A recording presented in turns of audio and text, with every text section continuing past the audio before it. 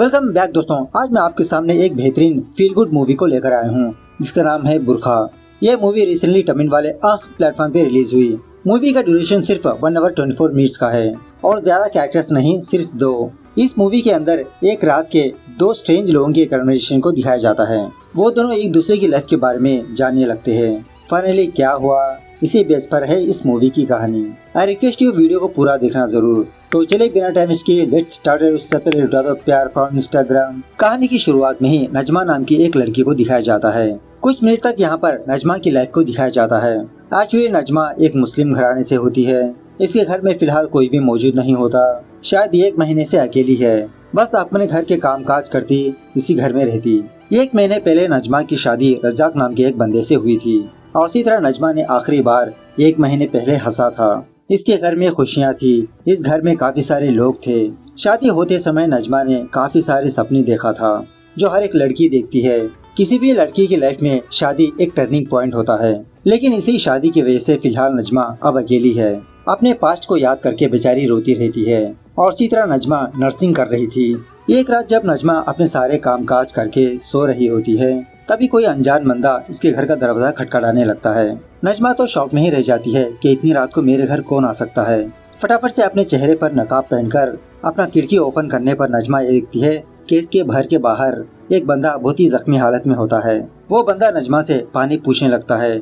नजमा कहने लगती है कि मैं दरवाजा ओपन नहीं कर सकती, इस घर में मैं अकेली रहती हूँ, प्लीज आप बगल वाले घर में जाइए। वो बंदा यही कहने लगता है, प्लीज मेरे हालत को समझिए, बस मुझे थोड़ा पानी दीजिए वरना मैं मर जाऊंगा। ऐसा कहते ही ये बंदा बेहोश हो जाता है। तभी नजमा को ऐसा लगता है कि पुलिस की गाड़ी आ रही है। थोड़ी देर बाद एक पुलिस वाला नजमा के घर का दरवाजा खटखटाते हुए नजमा से पूछने लगता है, क्या कोई जख्मी हालत पर यहाँ पर आया था? नजमा ना का जवाब देने पर वो पुलिस वाले वहाँ से चले जाते हैं। एक्चुअली पुलिस वाले यहाँ आने से पहले नजमा इस बंदे को अपने घर में ला लिया था।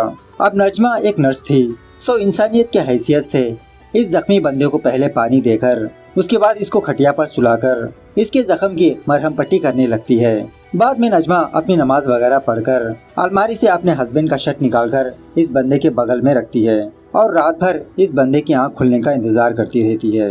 खैर सुबह होने के बाद इस बंदे को होश आता है। नजमा कहने लगती है कि तुम्हारे शर्ट को बहुत खून लगा था, बगल में ही एक शर्ट है वो पहन लीजिए और फटाफट से आप फ्रेश अप हो जाइए। अब वो बंदा नजमा का चेहरा ना देखे इसीलिए नजमा बुरखे में होती है। उसके बाद ये बंदा नजमा को थैंक यू बोलते हुए यहाँ से जाने लगता है। नजमा इस बंदे को रोकने लगती है, कहने लगती है कि अभी नहीं, रात होने के बाद चले जाना। अगर कोई भी आपको मेरे घर में देख लिया तो मेरा नाम बदनाम हो सकता है। तो ये बंदा इसके लिए हाँ कह देता है। उसके बाद नजमा से पूछने लगता है, आपने तो एक अनजान बंदे को शेल्टर दिया, अगर मैं आपको कोई नुकसान पहुँचाता तो? नजमा कहने लगती है कि जिस हाथों से मैंने आपके जख्म को मरहम पट्टी किया आपको दोबारा जख्मी कर सकती हूँ। यह सुनने के बाद ये बंदा हल्के से मुस्कुराने लगता है। उसके बाद ये बंदा नजमा से कहने लगता है, ये तो आप ही का घर है ना, आप ही के घर में आपने क्यों बुरखा पहन के रखा? पहले तो नजमा इसका कोई भी जवाब नहीं देती, अंदर चली जाती है। दोबारा पूछने पर नजमा कहने लगती है कि मैं फिलहाल इद्दत में हूँ, दूसरा मर्द मेरा चेहरा नहीं देखना चाहिए। इस तरह से 4 महीने मुझे अकेली जिंदगी गुजारनी पड़ेगी। ये बंदा पूछने लगता है कि इद्दत का मतलब क्या है? नजमा कहने लगती है, जिस किसी भी औरत का मर्द इस दुनिया से चले जाता है उस औरत को 4 महीने तक इद्दत में रहना पड़ेगा, मतलब दूसरे मर्द से बिना बात किए एक ही घर में रहना होगा। तो तब जाके इस बंदे को समझ में आता है कि नजमा का हस्बैंड इस दुनिया में नहीं है। ये बंदा पूछने लगता है कि आखिरकार ऐसा रूल क्यों है? इस 4 दीवारी के अंदर कैद हुए बिना किसी से बात किए, बिना किसी को देखे। नजमा इसका जवाब नहीं देती। ये बंदा कहने लगता है, चलो ठीक है, मुझे जवाब ना दो तो भी चलेगा, लेकिन आप खुद इस सवाल का जवाब ढूंढो। इसी बातों में फ्रेशअप वगैरह होने के बाद ये दोनों नाश्ता वगैरह करने लगते हैं और यहाँ पर भी नजमा अपना चेहरा ना दिखाते हुए पीट करके बैठती है। उसके बाद यह बंदा नजमा से कहने लगता है कि मैंने आपका चेहरा तो नहीं देखा, लेकिन मुझे समझ में आया कि आप बहुत तकलीफ की जिंदगी गुजार रहे हो। मैं समझ सकता हूँ जब हमारे अपने हमसे दूर हो जाएंगे तो कितनी तकलीफ होगी। नजमा कहने लगती है कि एक्चुअली मुझे मेरे हस्बैंड के बारे में कुछ भी नहीं पता, क्योंकि शादी होने के 1 हफ्ते बाद ही मेरे हस्बैंड की डेथ हो गई। यह सुनने के बाद ये बंदा शॉक में रह जाता है और इसी तरह बहुत इमोशनल भी हो जाता है। नजमा से कहने लगता है कि सॉरी, मैंने आपको आपकी पर्सनल बातें याद दिलाकर तकलीफ दिया। नजमा कहने लगती है कि माफी किस बात की, आखिरकार आप कौन हो? मेरी लाइफ के बारे में आप क्यों फील हो रहे हो? आपकी सहानुभूति मुझे जरूरत नहीं। इस तरह से हल्के से गुस्सा दिखाने लगती है। वो बंदा कहने लगता है कि आपने मेरी जान बचाई, तो मैं भी तो सवाल कर सकता हूँ कि आपने मेरी जान क्यों बचाई। नजमा कहने लगती है, अगर आपके प्लेस में कुत्ता भी होता तो मैं उसकी हेल्प करती, इंसानियत के नाते आप तो एक इंसान हो, मुझे भी फीलिंग्स है। वो बंदा कहने लगता है, वही तो मैं बता रहा हूँ, मैं भी तो एक इंसान हूँ, मेरे अंदर भी कुछ फीलिंग्स है, इसीलिए क्यूरियोसिटी से मैंने आपको ये सवाल किया। आपने मेरी मदद की तो मेरी भी तो एक छोटी सी जिम्मेदारी बनती है कि आपका दुख दर्द शेयर कर लूँ। उसके बाद नजमा उस बंदे से पूछने लगती है कि आपके शरीर पर इतने जख्म क्यों है, आखिरकार आप क्या करते हो। इस बंदे को भी हल्के से गुस्सा आता है। नजमा से कहने लगता है कि आपने मेरी जान बचाई, इसका मतलब ये नहीं कि आप मेरी पर्सनल लाइफ के बारे में जानो। ये सुनने के बाद नजमा हल्के से मुस्कुराने लगती है। बाद में ये दोनों चाय पीते हुए नजमा कहने लगती है, चलो ठीक है, हम दोनों एक दूसरे के बारे में जानते हैं, मेरा नाम नजमा है। वो बंदा कहने लगता है कि मेरा नाम सूर्या है। सूर्या पूछने लगता है कि इद्दत गुजरने के बाद आप क्या कर सकते हो। नजमा कहने लगती है, कुछ भी कर सकती हूँ, अगर मुझे कोई लड़का पसंद आए तो मैं शादी भी कर सकती हूँ। हर एक मजहब में अपने अपने रिचुअल्स होते हैं, तो हमारे इस्लाम में भी कुछ रूल्स है। हस्बैंड मरने के बाद पत्नी को 4 महीने 10 दिन तक इद्दत गुजारना है, अपना चेहरा किसी को नहीं दिखाना, टोटली बुर्खे में रहना है। सारी औरतें फॉलो करते हैं और मैं भी फॉलो कर रही हूँ। अब इसमें तुमको गलत लगे या सही लगे, मुझे कोई फर्क नहीं पड़ता। सूर्या मुस्कुराते हुए पूछने लगता है, क्या ऐसा करने से आपका मरा हुआ पति वापस आ जाएगा। तभी नजमा की सास नजमा को कॉल करके उसके हालचाल के बारे में पूछने लगती है और ये भी कहने लगती है कि कल हम लोग घर आ जाएंगे। फोन काटने के बाद सूर्या पूछने पर नजमा यही बताने लगती है कि मेरी सास ने कॉल किया, कल वो लोग आने वाले हैं। उसके बाद नजमा पूछने लगती है कि आपके माँ बाप कहाँ पर है और वो जख्म आपको कैसे लगा। सूर्या कहने लगता है कि एक्चुअली मैं अनाथ हूँ, मैंने तो अच्छी खासी पढ़ाई की लेकिन जॉब नहीं हासिल कर पाया, फाइनली मेरी भूख ने मुझे चोर बना दिया। ये सुनने के बाद नजमा कहने लगती है, चलो एक बात पर हम दोनों की लाइफ सेम ही है, मैंने अपने पति को खो दिया और आपने अपने माँ बाप को। 1 महीने पहले इसी घर में मैंने आखिरी बार मेरे मरे हुए पति का चेहरा देखा था। इस घर में काफी सारे लोग थे। निकाह होने के बाद मैंने अपनी लाइफ के बारे में बहुत सपने देखा।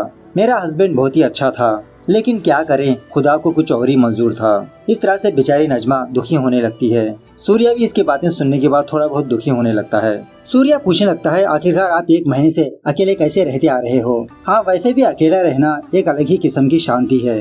नजमा कहने लगती है, क्या अकेलापन आपको शांति देती है। अगर मैं आपको 2 दिन पहले क्या कर रहे थे ये पूछूं तो आपका जवाब कुछ अलग ही होगा। अगर यही सवाल आप मुझे पूछोगे तो मेरा जवाब एक ही होगा। पिछले 1 महीने से मैं एक ही काम को करते आ रही हूँ। अकेलापन आपको खा जाता है, घर में कोई भी नहीं मुझसे बात करने के लिए, ये एक किस्म की सजा है। मेरे लिए तो एक एक पल 1-1 साल के बराबर गुजर रहा है। यह सुनने के बाद सूर्या पूछने लगता है, आखिरकार आप क्यों इस रिचुअल को फॉलो कर रहे हो। दूसरों के लिए आप अपनी लाइफ को क्यों बर्बाद कर रहे हो, क्यों इतनी मुश्किल की जिंदगी जी रहे हो। नजमा कहने लगती है कि हर एक मजहब में उनके रूल्स एंड रेगुलेशंस होते हैं, उन चीजों की इज्जत करते हुए हमको फॉलो करना होगा, तभी सोसाइटी भी हमको इज्जत देगी। सूर्या कहने लगता है, क्या मैं आपको एक बात बताऊं, आपने थोड़ी देर पहले मेरे माँ बाप के बारे में पूछा, मैंने आपको नहीं बताया क्योंकि मेरी माँ एक प्रोस्टिट्यूट थी। अगर मैं आपको पहले ये बात बता देता तो आप मेरे बारे में कुछ गलत ही समझ लेती। सच बताऊं तो मेरा बाप कौन है मुझे नहीं पता। मेरे मोहल्ले वाले मुझको गाली से ही बुलाते हैं, लेकिन मैं कभी भी उनकी बातों पर दुखी नहीं हुआ। मेरी माँ के बारे में मैंने गलत नहीं समझा क्योंकि मेरी माँ ऐसे सिचुएशन में थी, लेकिन मेरी माँ ने मुझे बहुत अच्छी तरबियत दी, औरतों की इज्जत करना सिखाया, हर एक मुश्किलों का सामना करना सिखाया। लोगों की बातों पर मैं इतना ध्यान नहीं देता क्योंकि हम कौन है ये हमको पता चल जाए तो वही काफी है, दूसरों को बताने की एक्सप्लेनेशन देने की जरूरत नहीं। सूर्या के बारे में जानने के बाद नजमा भी थोड़ा बहुत दुखी होने लगती है। थोड़ी देर बाद सूर्या पूछने लगता है कि आपके मजहब में मर्द भी ऐसा करते हैं, जब उनकी बीवी मर जाए तो मर्द भी इद्दत गुजारते हैं। नजमा ना का जवाब देने लगती है। सूर्या कहने लगता है, ऐसा क्यों है तुम्हारे मजहब में, औरतों के लिए अलग रूल्स और मर्दों के लिए अलग रूल्स, दोनों के लिए एक ही तो रूल्स होना चाहिए। नजमा कहने लगती है, क्योंकि मर्द प्रेग्नेंट नहीं होते, किसी भी औरत का मर्द गुजर जाने के बाद औरत को 4 महीने इद्दत गुजारना होगा। अगर इस दरमियान में वो औरत प्रेग्नेंट होगी तो बच्चे का बाप कौन है पता चलेगा। और वैसे भी मेरी शादी होने के बाद मेरे हस्बैंड ने मुझे छुआ तक नहीं, क्योंकि पहली रात को मैंने अपने हस्बैंड से ये रिक्वेस्ट की कि पहले हम दोनों एक दूसरे को जान ले, उसके बाद हम हमारी फर्स्ट नाइट मनाएंगे।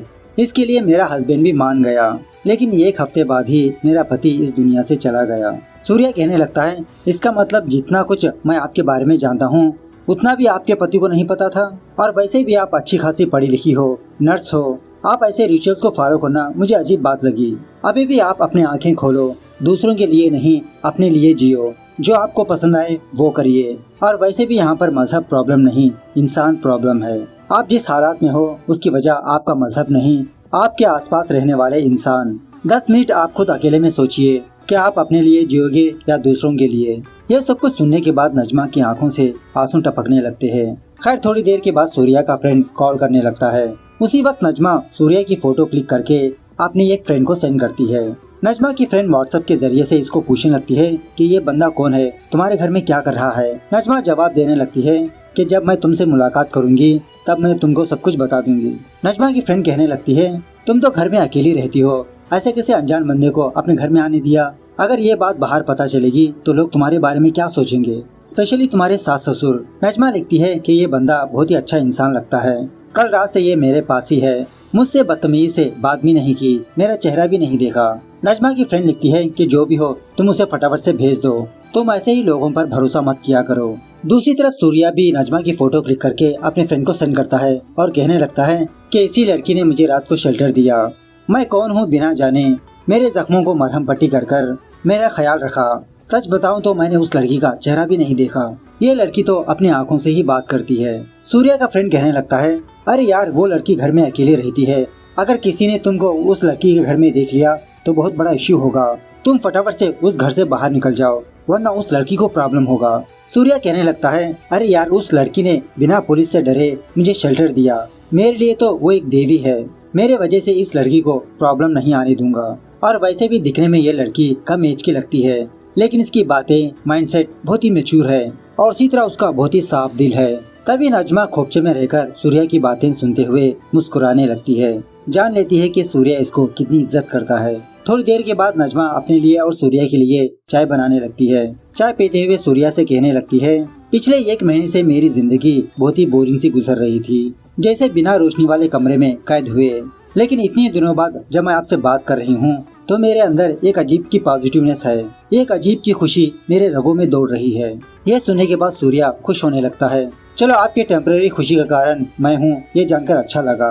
नजमा कहने लगती है ऐसा नहीं है, आप टेम्परेरी के लिए आए हो लेकिन मेरे अंदर परमानेंटली खुशी का माहौल बना दिया। इतने दिनों तक मुझे ऐसा लगा कि मैं एक जेल में हूँ, एक ही काम बार बार करते करते थक चुकी थी। लेकिन आपसे बात करते समय मुझे ऐसा फील हो रहा है कि एक बंद पंछी पिंजरे से बाहर निकला। सूर्या कहने लगता है कि अगर आपको ऐसी ही फ्रीडम चाहिए तो आप अपने सास ससुर से बात करिए। नजमा कहने लगती है ये सब कुछ नहीं हो पाएगा, हम जिस मजहब में रहते हैं उस मजहब को फॉलो करना जरूरी है। अब मेरी जिंदगी मेरे सास ससुर के हाथों में है, वो जैसा कहेंगे मुझे ऐसा ही करना पड़ेगा। एक लड़की की शादी होने के बाद उसका ससुराल ही उसका घर है। इस तरह से हल्के से रोने लगती है। सूर्या नजमा के पेरेंट्स के बारे में पूछने लगता है। नजमा कहने लगती है कि मेरी तो छोटी फैमिली, माँ बाप, मेरा छोटा भाई, मैं मेरे अब्बू की बहुत लाडली हूँ। मेरे अब्बू तो मुझे पढ़ाना चाहते थे लेकिन हालात के मजबूर मुझे शादी करनी पड़ी और अब मैं अकेली जिंदगी गुजार रही हूँ। सब कुछ हालात का दोष है। उसके बाद ऐसे ही धीरे धीरे शाम होने लगती है। नजमा सूर्या से पूछने लगती है कि आपने अभी तक शादी क्यों नहीं की। सूर्या कहने लगता है किसने कहा मेरी शादी नहीं हुई। यह सुनने के बाद झटके से नजमा का चेहरा मुरझा जाता है, थोड़ी देर के लिए चुप हो जाती है। बाद में सूर्या सॉरी कहते हुए कहने लगता है कि मैंने तो बस जोक किया, मेरी शादी नहीं हुई। यह सुनने के बाद नजमा के चेहरे पर एक अलग ही खुशी नजर आने लगती है। और थोड़ी देर गुजरने के बाद नजमा सूर्या से पूछने लगती है कि आपको कौन सा खाना पसंद है, मैं आपके लिए पका दूंगी। सूर्या कहने लगता है कि आप जो भी पकाओ मैं खा लूंगा। सो नजमा सूर्या के लिए बिरयानी पकाने लगती है। इसी दौरान नजमा सूर्या से पूछने लगती है कि आपने किसी से प्यार किया। सूर्या कहने लगता है कि फिलहाल मैं बिरयानी को ही पसंद करता हूँ और वैसे भी कौन लड़की मुझ जैसे लड़के से प्यार करेगी। ना मेरे पास पैसा है ना मैं खूबसूरत हूँ, आजकल लड़कियों को वेल सेटल बंदे ही चाहिए। आप ही बताओ, सारा दिन मैं आपके साथ रहा, मेरे ऊपर आपका क्या ओपिनियन है। यह सुनने के बाद नजमा कुछ भी जवाब नहीं देती। सूर्या कहने लगता है जैसे आप अपना चेहरा पर्दे के पीछे छुपा रहे हो उसी तरह आप अपने फीलिंग्स भी अपने दिल के अंदर छुपा रहे हो। कुछ घंटों बाद मैं यहाँ से चला जाऊंगा। अगर आप अभी भी अपनी फीलिंग्स को कैद करके रखोगे तो दोबारा किसी से शेयर नहीं कर पाओगे। और वैसे भी मैं आज तक किसी भी लड़की से इतना क्लोजली बात नहीं किया, शायद भगवान ने ही हम दोनों को मिलाया। आप अपने बारे में जानकर खुद की लाइफ जीना स्टार्ट करो। नजमा बहुत ही इमोशनली सूर्या से कहने लगती है कि अगर आप चले जाओगे तो मैं दोबारा अपनी अकेली जिंदगी जीने लगूंगी। वही सोचकर मुझे बहुत डर लग रहा है। क्या आप मेरे लिए और कुछ घंटे रुक सकते हो? आज रात आप यहीं पर रुककर सुबह सवेरे चले जाना। इस तरह से नजमा अपनी आंखों में आंसू लेकर सूर्या से रिक्वेस्ट करने लगती है। नजमा की आंखों में आंसू देखकर सूर्या समझ जाता है कि नजमा के दिल में इसके लिए फीलिंग्स है, लेकिन नजमा को इसकी परंपरा रोक रही है। सो नजमा को समझकर हाँ का जवाब देने लगता है। उसके बाद ये दोनों बिरयानी खाने लगते हैं। उसी तरह काफी सारी बातें करने लगते हैं। नजमा अपना सारा घर, अपनी चीजें सूर्या को दिखाने लगती है। इन दोनों को समझ में आता है कि ये दोनों एक दूसरे से बहुत प्यार करने लगे, लेकिन इन दोनों को इनके उसूल रोक रहे हैं, पास रहकर भी करीब न आने की सिचुएशन। इस तरह से रात भर ये दोनों बहुत ही अच्छा टाइम स्पेंड करने लगते हैं। सुबह सवेरे सूर्या नजमा के घर से जाने लगता है। जाने से पहले नजमा को थैंक यू बोलने लगता है कि आपने मेरी जान बचाई। नजमा भी अपने आंखों में आंसू लेकर सूर्या को थैंक यू बोलने लगती है और उसके बाद जाते हुए सूर्या को रोककर धीरे धीरे अपने चेहरे का नकाब हटाकर अपना चेहरा दिखाने लगती है। सच में ये सीन और बैकग्राउंड म्यूजिक जबरदस्त। नजमा का चेहरा देखने के बाद सूर्या थोड़ी देर के लिए नजमा का चेहरा ही देखते रहता है और उसके अंदर एक अजीब सी खुशी भी जाहिर होने लगती है। और उसी तरह नजमा एक साइड से खुश होने लगती है, दूसरी तरफ दुखी, क्योंकि अब सूर्या जा रहा है। सूर्या जाते जाते नजमा की जिंदगी में उसकी यादें छोड़कर गया। अब नजमा उसी यादों के साथ अपनी बाकी महीने गुजारने लगती है। इस तरह से ये मूवी यहाँ पर दी एंड होती है। खैर मूवी कैसे लगी कमेंट करके बताना जरूर। मिलते हैं अगली वीडियो में, तब तक take care, bye bye, see you soon.